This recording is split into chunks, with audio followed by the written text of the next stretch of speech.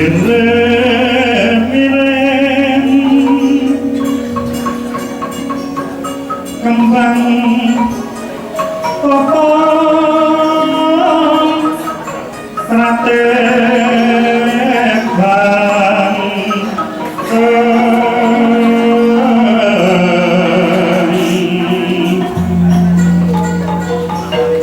renayangan rumah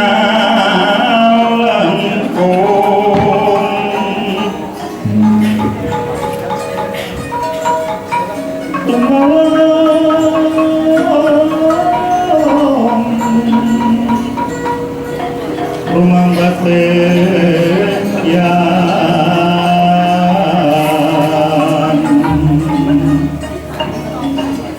wes bukan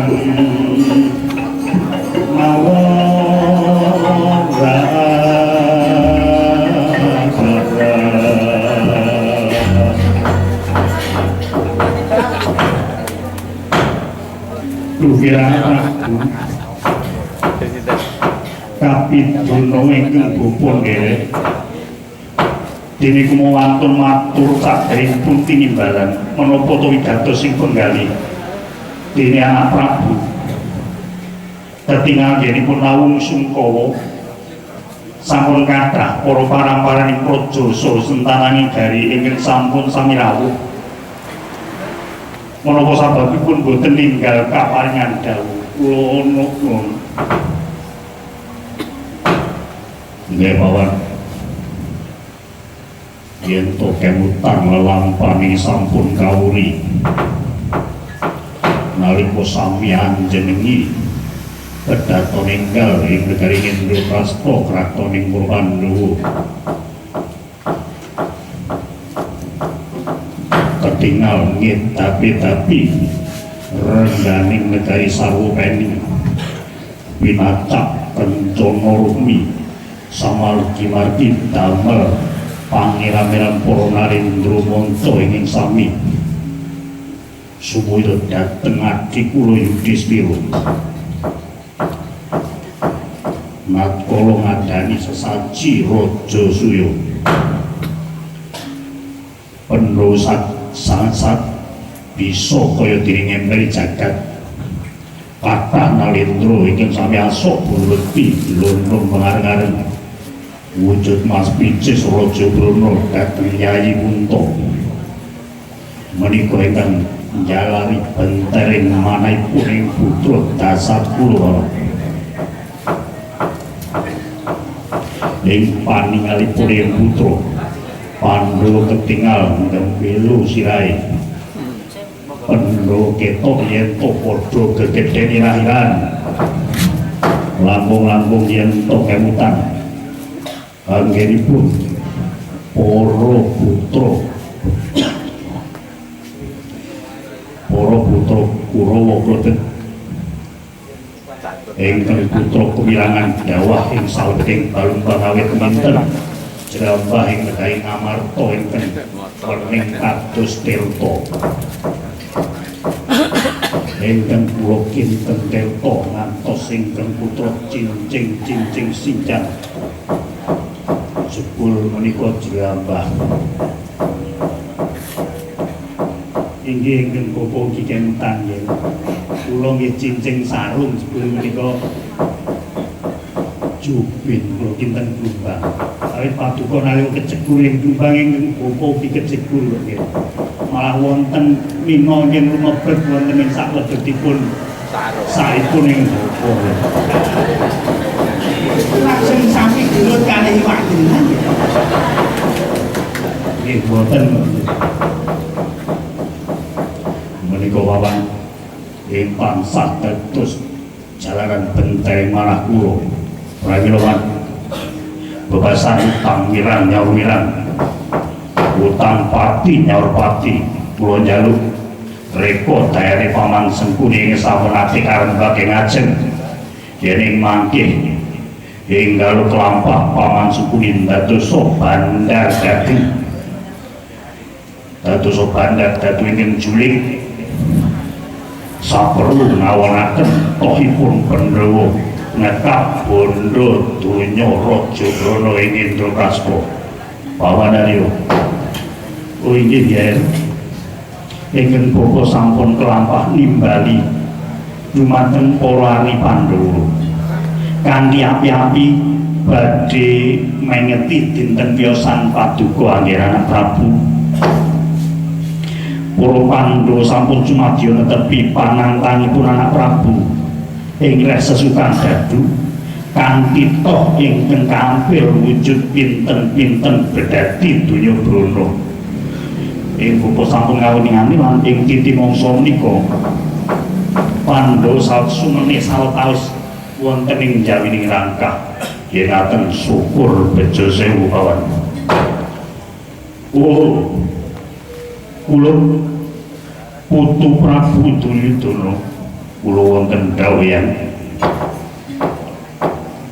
elinga kula yen to ngabotohan iku bakal dadi pepucuking rengkaning kekadangan sisip sendiri mahadani pasulaya kang tundane bakal luhake peperangan mulai yang bisa jotok bacotake lho anggonku duwe lekas kanggo mangkono elinga ing antarane Pandhawa lan Kurawa iku tunggal kang andhake padha dene Rai Resiyasa.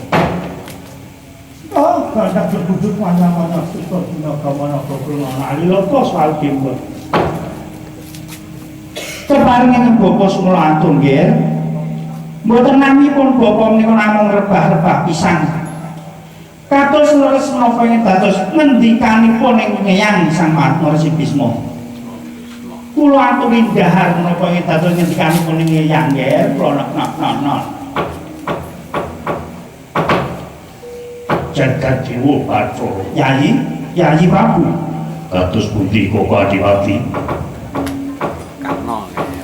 Yen kemanung penggali paduka kepareng ingkang raka ngamangga sagah minangka bebantene ayuda. Kula sagah yen to negari Indraprastha sawewengkonipun boten rebat kanthi srana peperangan. Ing rakane sagah lumakan wibawan paduka Yayi Duryudana sampun ngantos kalajengna. Lekas paduka Yayi nedya ngabotohan ing saubeting gelanggang sesukan dadu. Yayi Prabu. Nggih. Lan ngene kula putu Prabu Duryudana.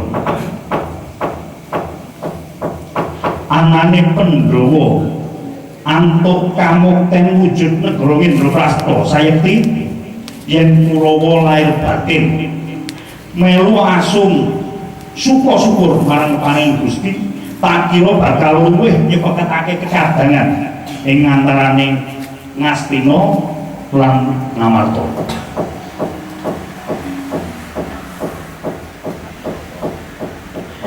Lah kula ora bakal ndadekake dardah. Pun yang mengerti Pandhawa iki yen digawe becik mesti bakal luwih anggone males kabecikan. Percaya marang kene yang kula. Nggih ya. Najan mekaten napa. Tetep menika mangke badhe kalaksanan ya. Anggenipun ing wayah badhe suka parisuka. Panjenengan Kanjeng Yang nate dawuh yen to Nalindra menika kedah Bawa Lesana menapa ingkang dipun ucapaken kedah dipun laksanaken. Kamangka ing wayah sampun ngucap mesti kedah dumados.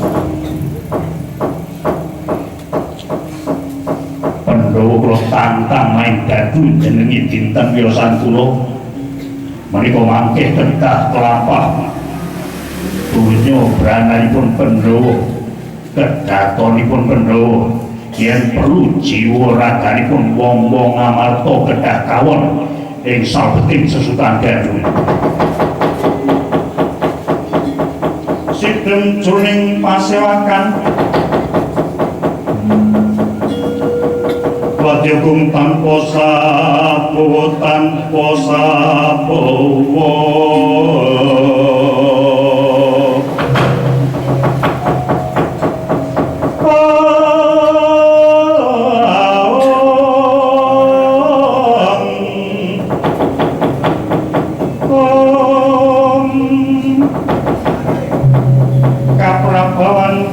sang arpa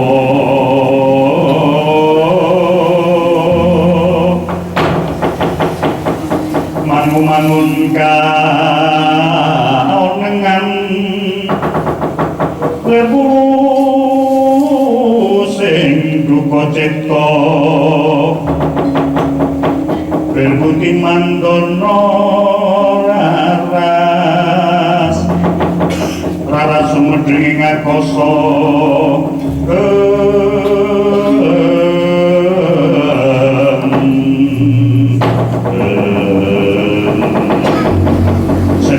lain saudara ini sampai coy berbagi kalutan sama janin kedaton negara asli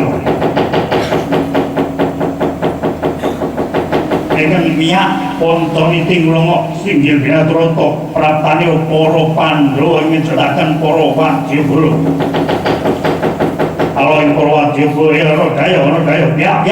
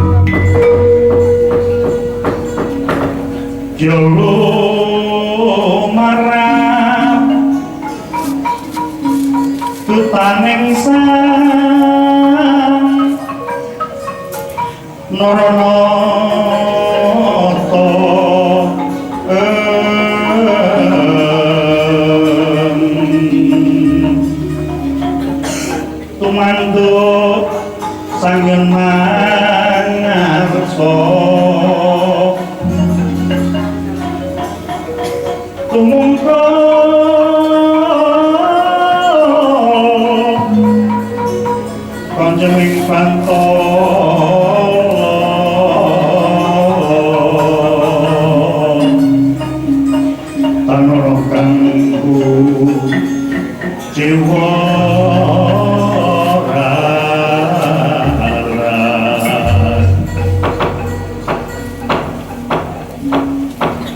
yen ora kleru koyo piswane ati-ati kupan lho padha kangge kabeh tak ora wiji-wiji. Iji Koko Prabu minangka Karaharjan nampi pangestunipun Koko Prabu Raharja Lampak Koko Prabu. Nampi pangestunipun Koko Prabu minangka Karaharjan semanten ugi ingkang rayi ugi mangge widodo Koko Prabu.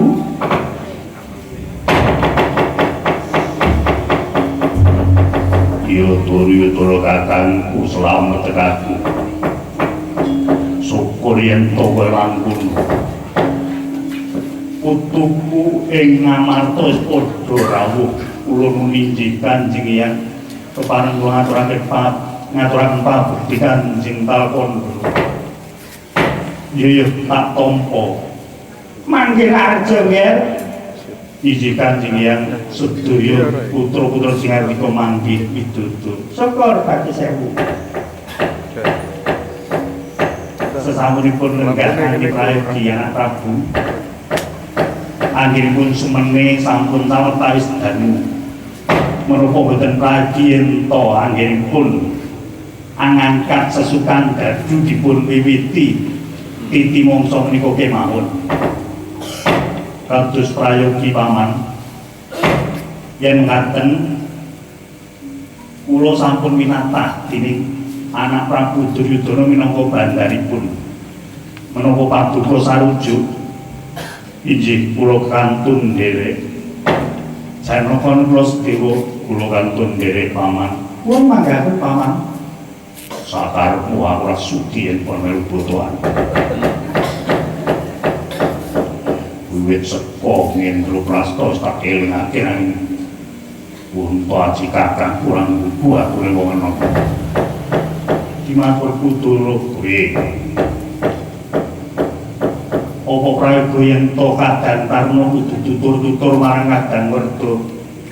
Ya wis yen pancen dikandhani mutung aku trimo ora ngelingake sedulur tuwa.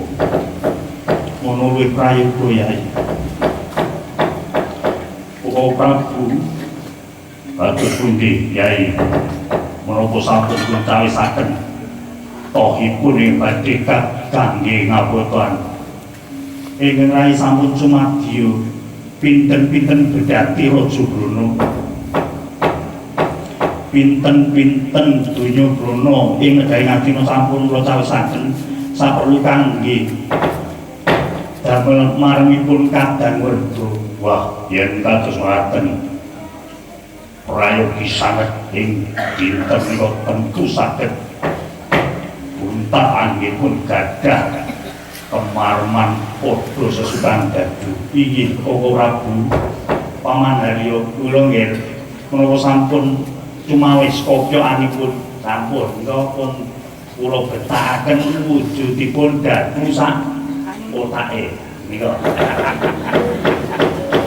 Menika isinipun dadu setunggal ingkang wonten seratan angka setunggal dumugi angka 6. Yen ngaten kula boten saged batang angka 7 boten saged dadune wingen menengan. Nggih, manut kula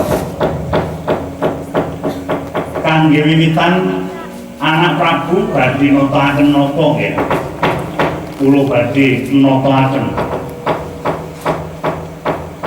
wujudipun donya Brana tuwin raja kayaning negari Ngamarta 100 Dwipangga gajah tuwin 2000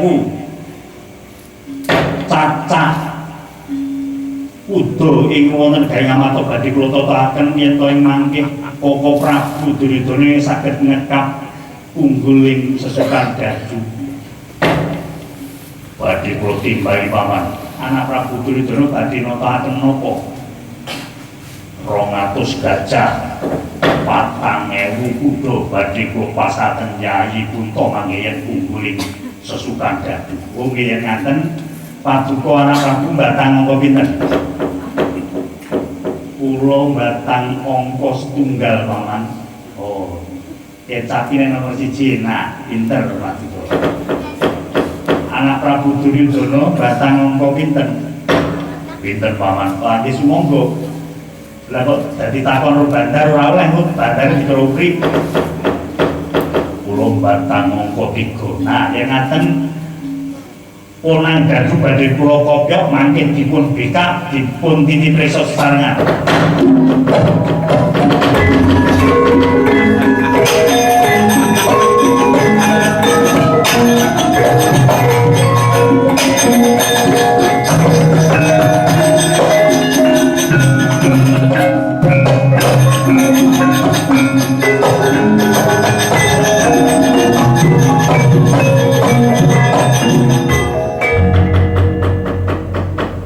Kados pundi mawon.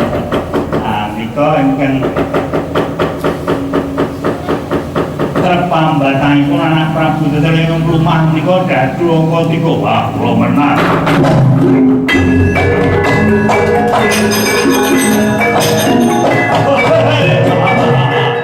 Kok Prabu menang.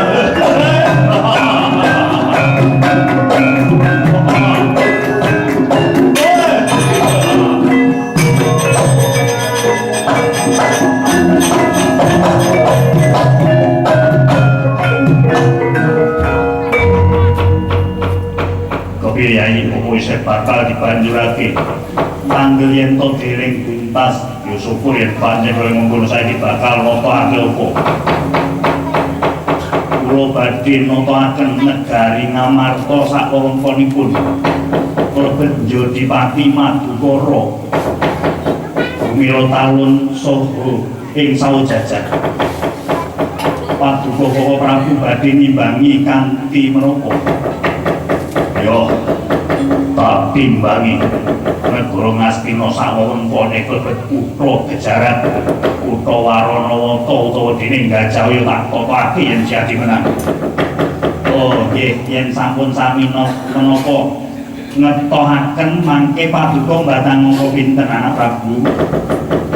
Kula batang angka 2. Angger Duryudana kula tasih batang angka 3. Oh nggih, Gardu kula kopyok mangke berpisah.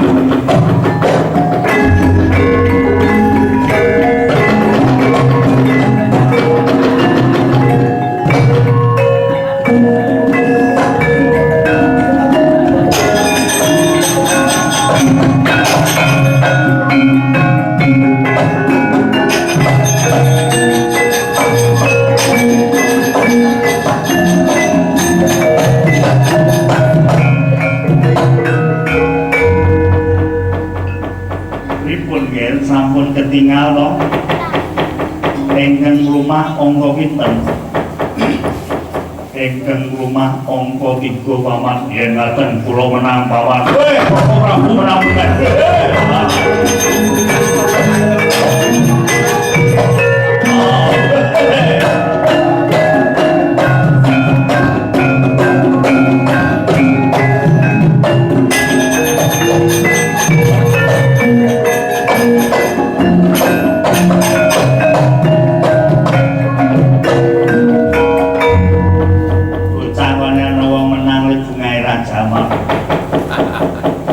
Legasi ngarep njaluk ujuran bocah kae. Cetongan mengke pin motor kok sing kula tambahi siji melih. Dadi pin motor terus sing kula tupaki bareng, Mas. Ayo men celakaan. Kados pundi kepiye ya kowe isih bakal dibanjurake. Tasih badhe kula lajengaken Bapak Prabu. Sampun sawetawis dangu Prabu kula aturi sumene sawetawis. Yayi aja nganti siadi gawe cuaning penggalihe Bapak Prabu yen to durung rampung aja nganti menggak kersane wong tuwa iki. Hiduping satya kudu mulat marang tekad apa sejatian kudu dumadi Dimas Janaka puji yang ngaten ing rai namung ngapun nderek sumangga Prabu ing rai nedya nataken jiwa raganipun Pandhawa ing rai-rai Paduka Pandhawa tataken wonten ing sesukan Dadu menika Prabu kalebet garwa putra anak-anakku. Para Prabu Duryudana badhe nataken napa? Wah. Sumuk paman yen kula kraos menang ngeten niku. Totoane saya gedhe ngaten pundi. Badhe kalajengaken napa mboten niku. Yo Pak timbangi ae. Jiwa ragane wong Astina kula kabeh tak topake yen jadi menang. Nggih, yen ngaten Angger Prabu batang angka pinten? Kula batang angka 6 paman. Anak Prabu Duryudana. Kula batang angka setunggal. Badhe kula kopyok nggih.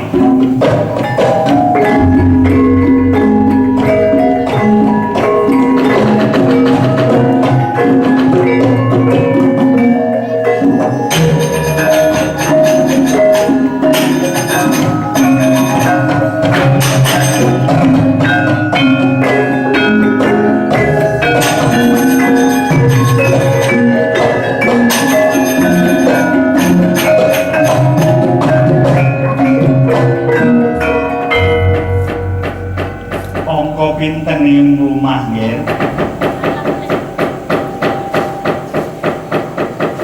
Engkang rumah menika angka setunggal wah kula menang melih wae.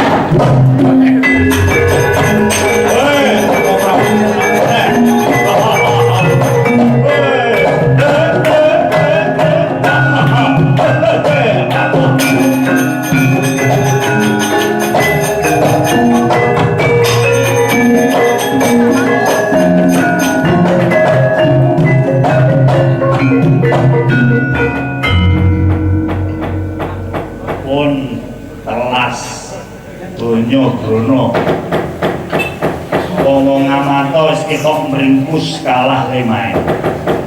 Werkudara sing mau ketok gagah prakoso saiki dadane ciut. Dursasana Blowon sawangan Werkudara kepiye pucet raine Werkudara. Wes saiki kowe dadi rerane wong Astina. Kula sumanggaaken mawon Bapak Prabu aja matur yen Bapak Prabu saiki kowe kabeh dadi baturku. Pendro wis ngopake kabeh donya branang sak jiwa ragamu klebu bojomu Sidropati. Bapak Prabu kepareng kula badhe nyuwun mujuran Bapak Prabu. Drupadi dadi purba. Ajeng kula gawe wirang Drupadi.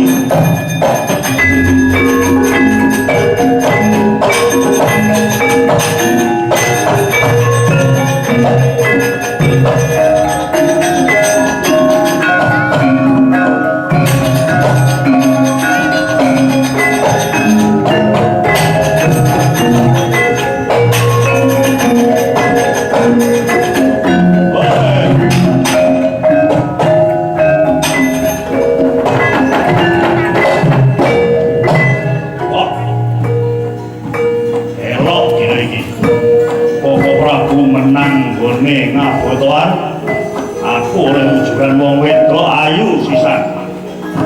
Nek aku sengit karo Drupadi rambute dipek-pek sajak kaya ayu-ayu dhewe. Najan kowe ayu-ayu kowe budakku Drupadi. Sengit liyane kan.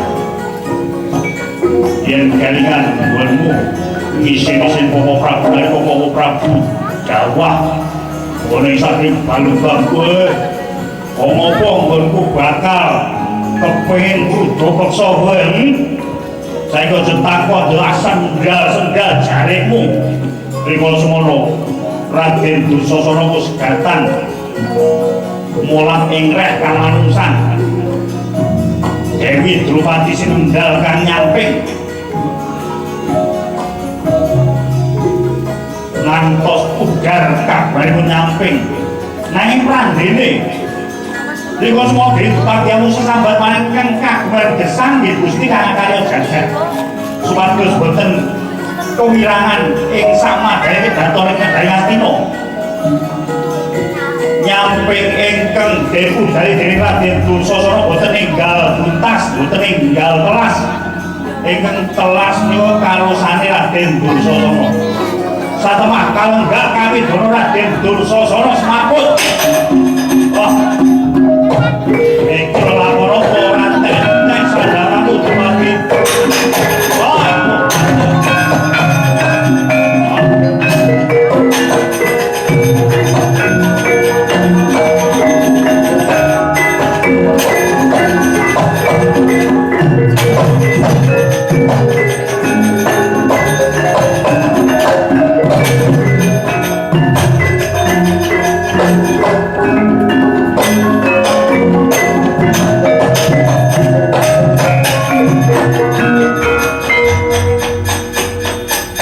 Dursasana sembodo bocah iki. Kowe makan bergas kok wis mapet ngenggon durung napa-napa wis tanpa daya. Aku oleh-oleh bocahne ora tau ngombe jamu. Lumpruk tanpa daya. Wah. Eyang Bisma. Kepiye kula nggih Duryudana. Kula menang ing sesukan dadu menika Pandhawa sedaya sampun dados reran kula. Dadi budake wong Ngastina. Sampun kula badhe atur. Isungsung dumateng Kanjeng Eyang atur bebungah menapa ingkang kersakaken kula semagaken ya.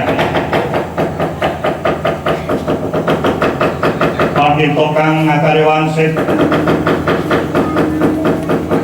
Pindha kombang sematu sarining tawang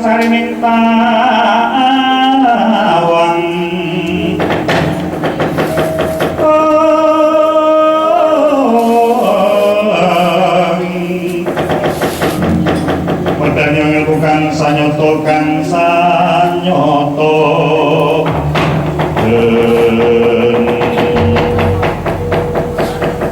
Kaki Prabu Duryudana kula wonten dawuhan yen to tetelo Duryudana bakal suka pisungsung marang konean aku njaluk Pandhawa nggone dadi wong rerehan aja salawase nanging ditetokake kanthi wektu dadi ora salawase. Kados pundi paman wayan menika kedahipun nggih salaminipun. Lapun kalah kok ajeng pripun. Menika naminipun Kanjeng Eyang mikulaken dhateng Pandhawa. Elinga Bawaleksana nggih. Apa kang wis tak ucapake ora kena tok jabel meneh. Nggih sampun. Kersanipun Kanjeng Eyang kados pundi? Pandhawa kinantesan anggone dadi budake wong Astina. Badhe kula watesi wanci ancaranipun Pandhawa kedah dadi wong buangan lawase 12 taun. 12 taun kula buang kula setraken wonten ing alas Kamyaka.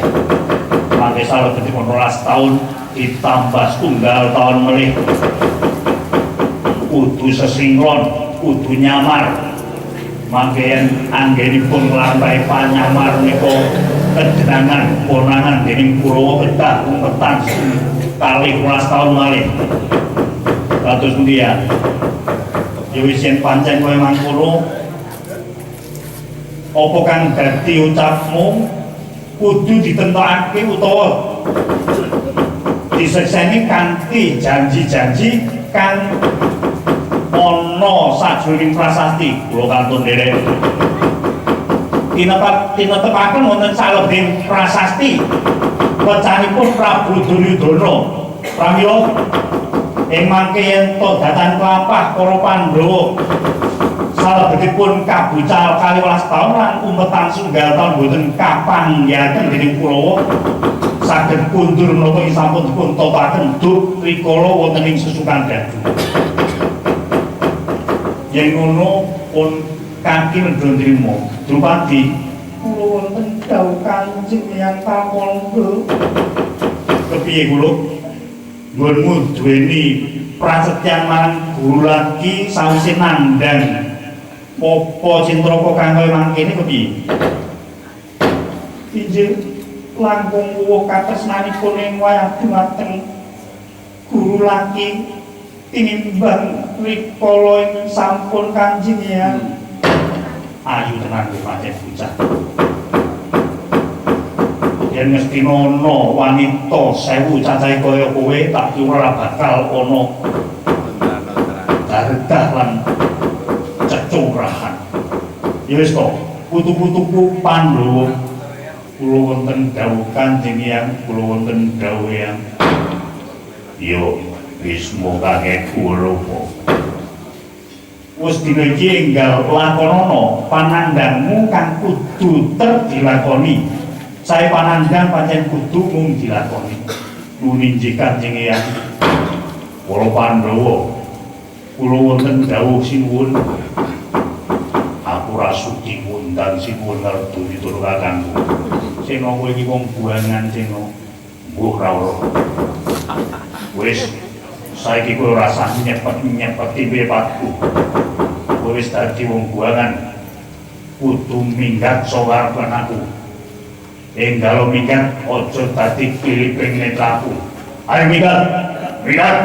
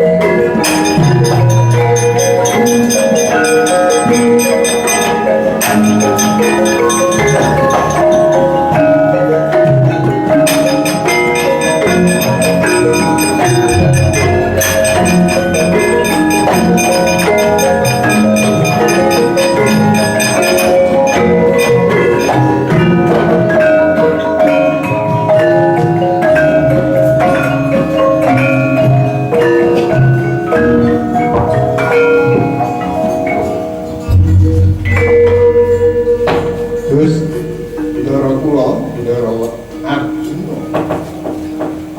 Apa Petro? Pripun Gus? Menawi kula ningali cayanipun Bendara Arjuna kok katon pucet niku wonten apa? Ayah dia mau duduk mau ya orang ngono kuwi kawan. Arang mau ya aku baru gareng mau kesusul ya mahlibat terus orang ngerti acaranya ki jam 7 mulane nek wiwitan jam 6 iki kadang dikatakan aku ki wong ya kudu nglakoni salat dhisik ora sarura.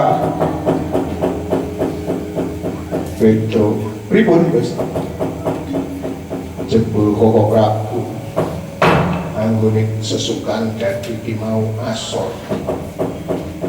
Lan kabeh para kadang banjur dadi kawula lan dadi wong tuangan. Wah, sampe. Ya, kekuatan saya ini dengan pun dadi bujake. Iya, pacar guys. Ini kamu nak kuat dengan aku terus. Ojo nangis kau ora. Ayah, sorry. Wes rasa iki ora kuat dengan aku terus. Abi to, arep untuk. Pun Gus, saniki digelak pindhah mawon. Nggih sinambi kaliyan lampah. Ngiras pantes laku broto. Sing gawe wong urip niku kala wanci kadang wonten inggil nanging kala wanci nggih teng ngandhap ya. Iya. Pun boten napa-napa. Malah wong niku nek pancen diparingi kasangsaran duwe urip ana ngarep donya tata gelar niku sungsara. Nanging jane mungkin batin niku janjane mung ajeng diangkat derajat manungsa ngoten. Iya. Ya wis asah kali majang ya masalah kulongen. Oh bagus kok.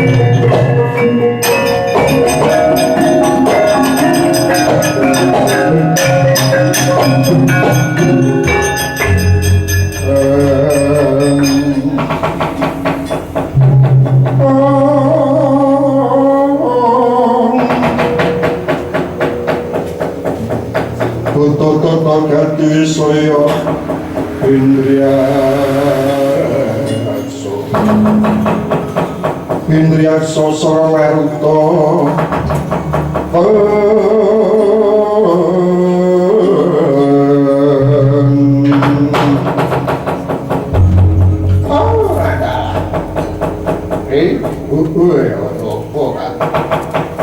Ini orang bedaran orang Satya bagus bagusnya ulang-ulangan onte-ontean meripate netrane nek jahit semuli dia kaya mataku ya dia rambut ngandan-ngandan ya kaya rambut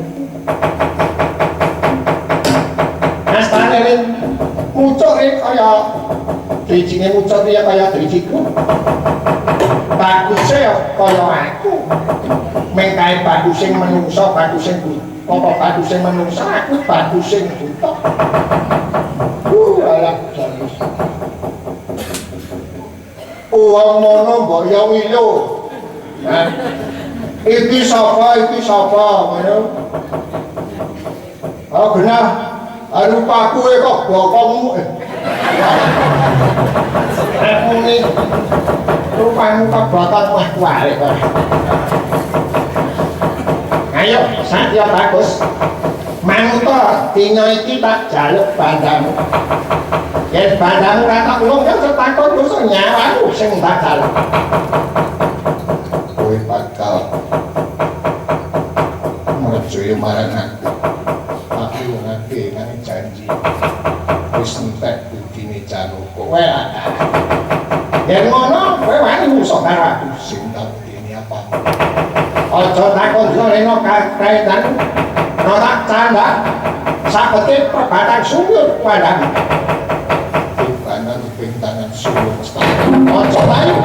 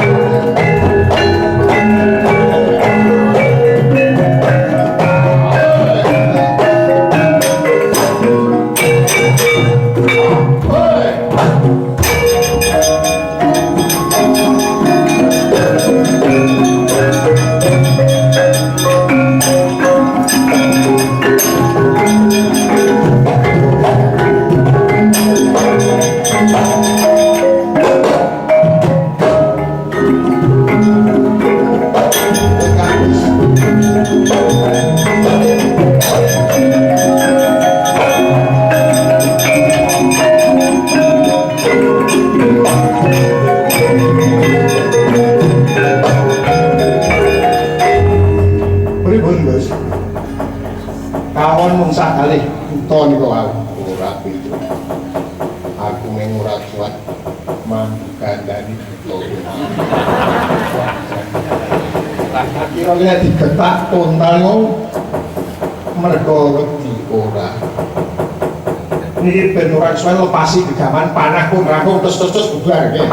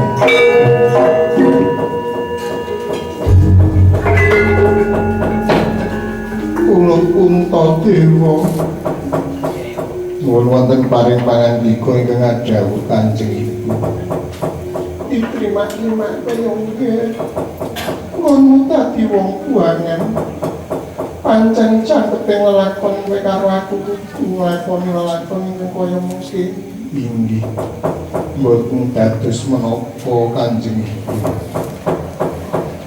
kula puniku kok rumangsa salit gundangku puniku kepengin ngunjuk banyu ingkang bening aku mundhut marang jeneng sira kabeh salah sawiji apa kepiye supaya ngumpati marang sendang kanggo tampa jampining salitipun ibu Kanjeng Ibu kepiye nggirnaku inggih boten perlu kuatos mangke kula badhe madosaken tirta kak kinarya jampinipun salitipun Kanjeng Ibu iya ingkang prayata ngati-ati nggih Sadewa inggih ngepaken damel bae panjenengan yang ngati inggih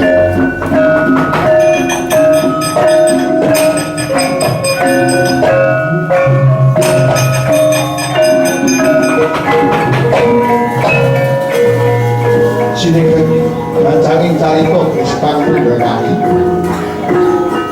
Raden Sedewa ingkang ngesti jawabipun ingkang Ibu mestine manah sampun mupadi lan pinanggih setunggaling sendang arsa den aturaken ingkang Ibu dari Kunti Taliwata nanging bawanipun Raden Sedewa ugi kesinungan raos salit sedya munjuk langkung yen tertaning pengawan nanging datang kanyono-nyono lakapi dura risang Sadewa awit tetela lengko pengawan iku mawa wisa lan mawa racun ing salajengipun Raden Nagara ugi sumusul marang Raden Sadewa nangis maten ugi lakati turu kapidara ugi nginum tertani sendang ingkang mawa wisa sumusul dening Raden Janaka lan Raden Werkudara ugi sami nangsetipun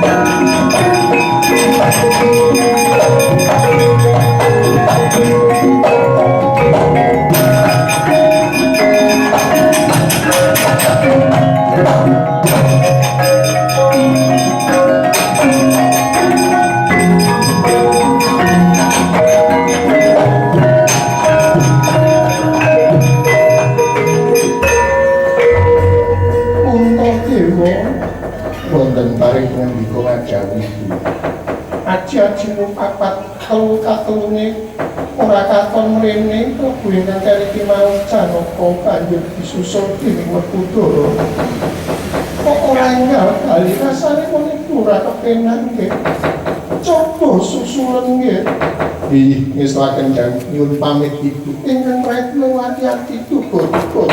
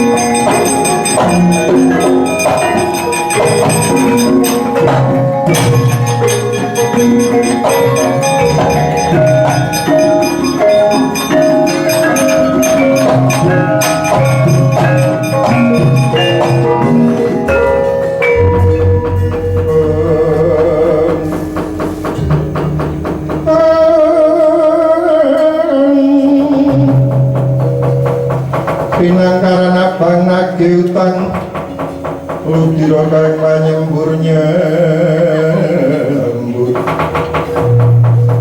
gagak timang mulia bangun Eko wata siji dwi loro buminya kanggo insen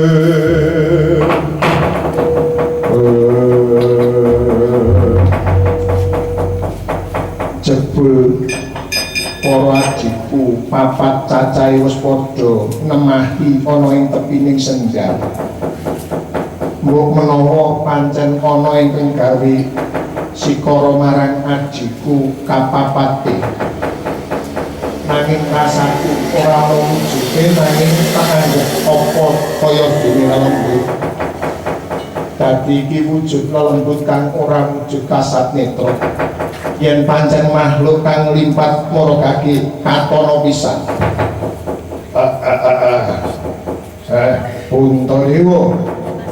Puntadewa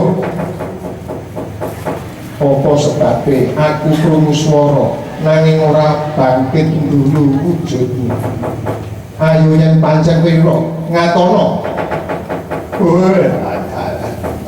yo aku tak ngetok nanging kowe aja kaget yen aku katono aku ora bakal dijelek Gandharwa sak gunungan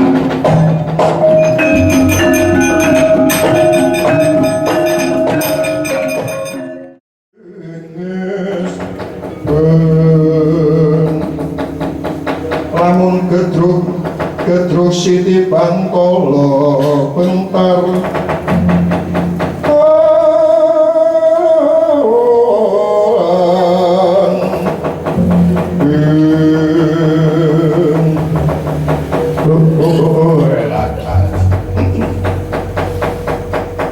wah noto dewa limpat kowe apa kowe ora wedi karo aku padha dimititaing Gusti ngopo kudu wedi luhuti apa kadang-kadang padha tok pateni awit kadang-kadang njupuk barang dudu kageke yo iku sendang sing dadi papan pangersaku apa kowe kang gawe banyu ya temene ora nanging aku sing darben ciptaning Gusti jagat saisine ora sembarang kang ngaku nanging kanggo karajaning para makhluk kang dadi karya ciptaning Gusti lan tumrapo widadaning jagat raya klebu anane blumbang lan alas iki aku lan kowe ingkang wajib rumeksa lan lestarine kahanan iki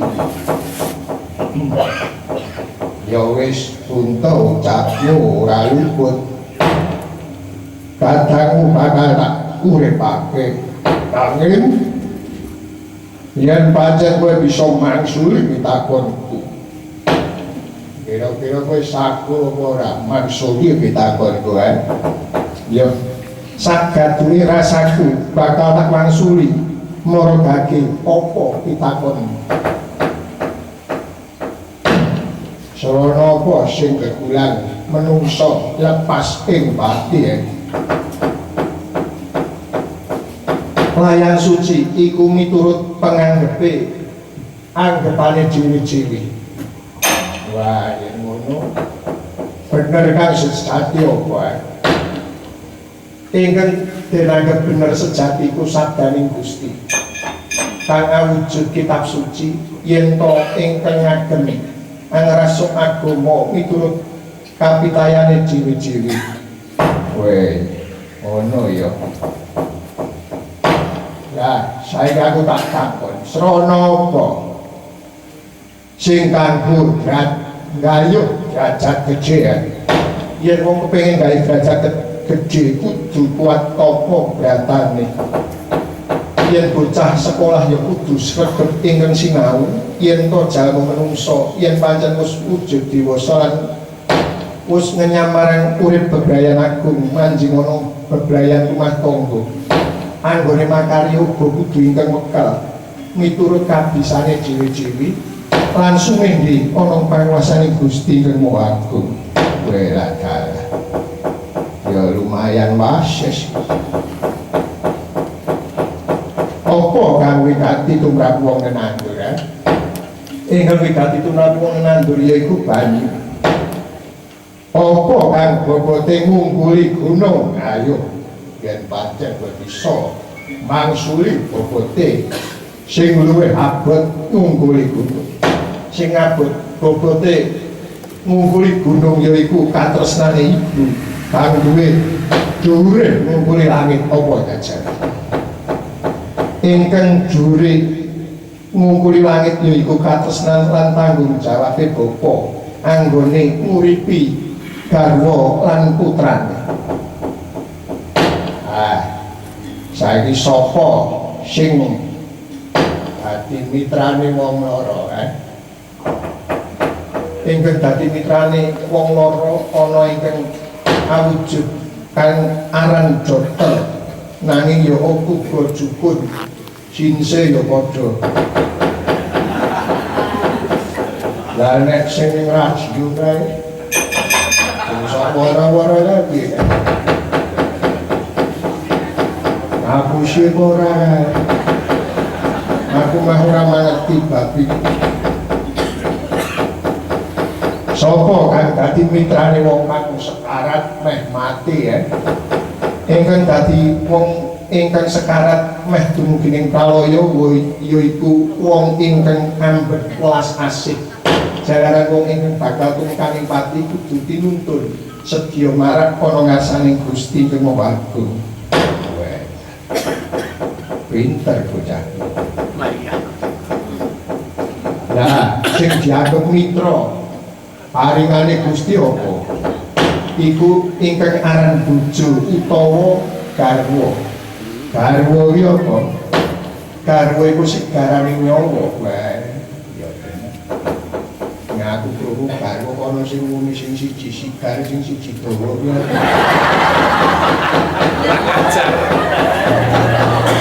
Ngono kae kleru ya.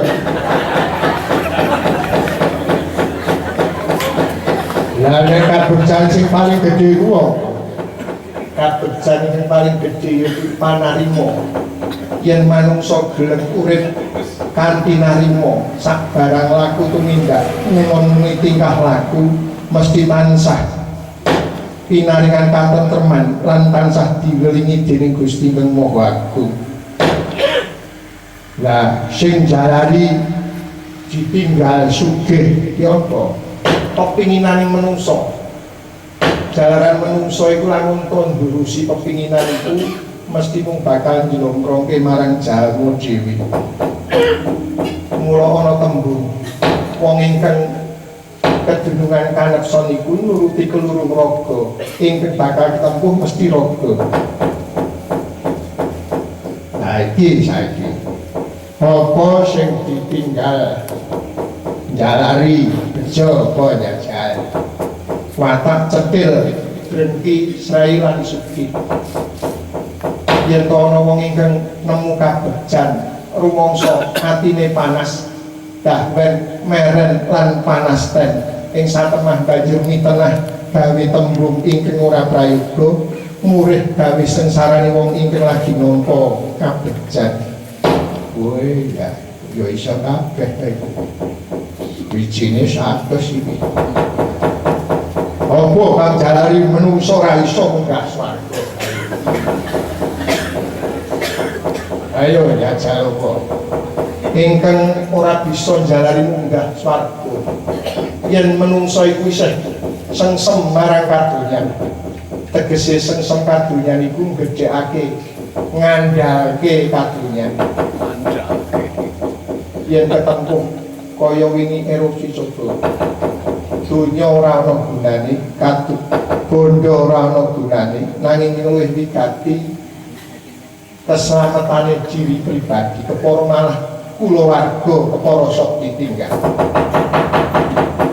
Menapa ingkang dados pitakenanipun sang raseksa saged den jawab dening Prabu Puntadewa. Eling-eling sejatine ingkang awujud raseksa iku dudu Denawa, nanging dewa pangayomaning Sang Prabu Puntadewa Sang Hyang Bathara. Darma yen para cembung Injil santo kelindunge maju Puntadewa. Bagar Sang Hyang Bathara.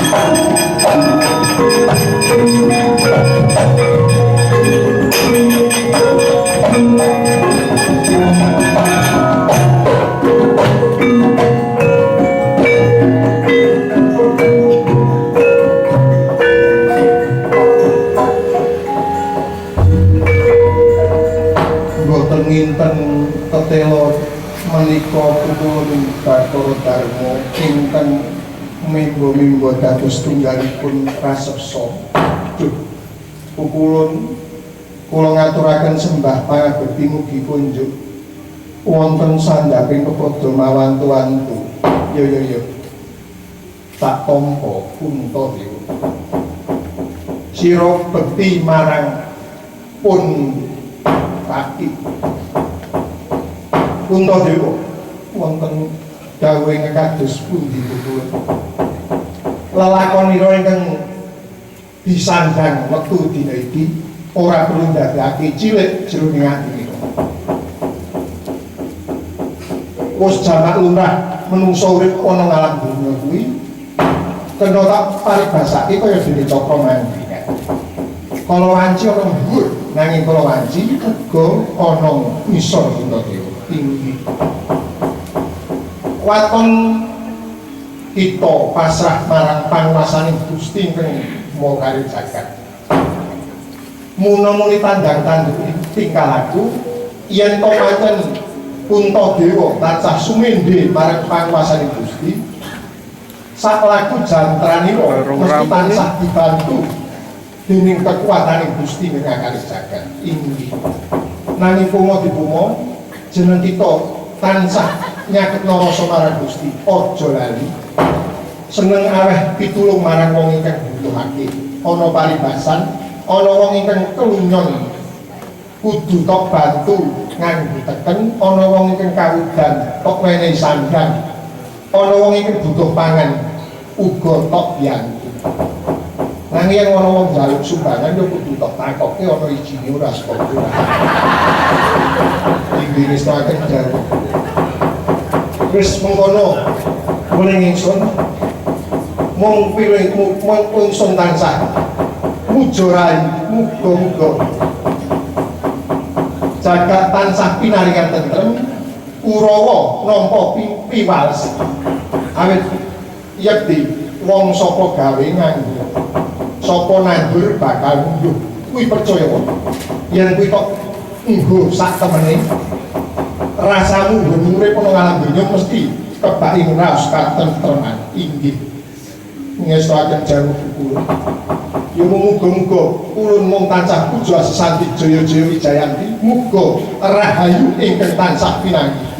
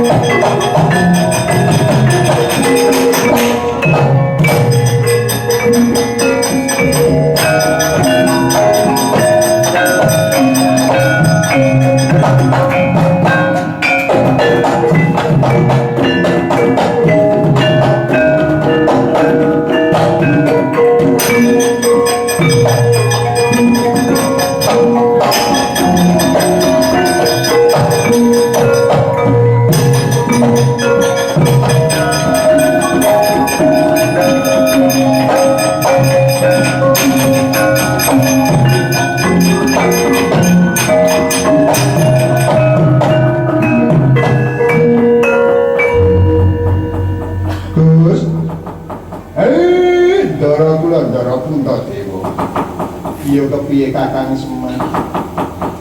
Monggo sak menika ngasuh iki. Niki pun wajiban. Wektune pun kanca. Lho, saniki didereke kula dereke kundur kanthi dikandani Pak Bendi Panutup pun monggo kanca-kanca satinggal. Monggo muja sesanti hayu-hayu rahayu tansah pinanggih. Iya Kakang Semar.